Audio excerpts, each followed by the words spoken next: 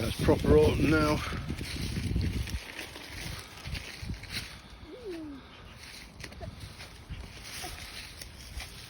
#21st of November. Most of the leaves now off the trees round and about.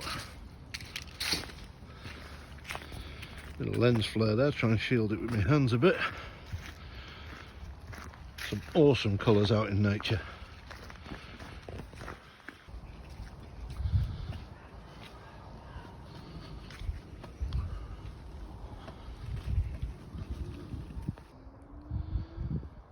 All the bracken's good and brown now, really dying back.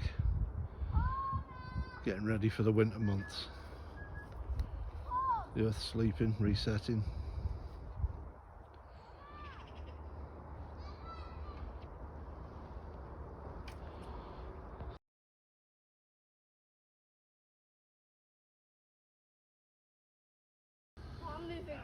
Been a nice dead silver birch tree.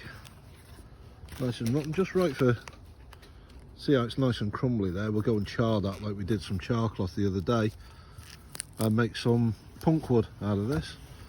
Again, with silver birch, the inside of the tree rots before the outside, so the birch bark lasts long. That's still a really useful source of tinder for firelighting. And then down below we've got quite an old version of a birch polypore there. That's a bracket fungus normally, but as we can see it is quite old, getting towards the end of its life, and next year there'll probably be a couple more brackets here, if indeed this stump is still in place.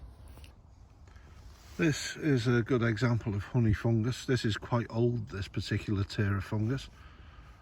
Had some off it last week when I didn't have the camera with me, but like with all foraging, just enough that we were going to use and don't take the rest. This is on an ash stump, and there we can see, just for confirmation, some King Alfred's cakes also growing on there. A really useful resource in carrying embers and firelighting. Take a spark really easily and used for centuries. Now back to the honey fungus. As I say, this is a little bit beyond use now. You know, we can feel it's going a bit slimy, it's a bit past its best. And we can see some people have been foraging and not done an excellent job of it. I think they may have thrown something at this. But also looking around through the leaf mould, we can see where there's a few isolated specimens here and there, because the rhizomes of this particular fungus will go for quite some distance under the ground looking for other trees to infect. So these honey fungus are some of the largest organic organisms on the face of the planet by all accounts.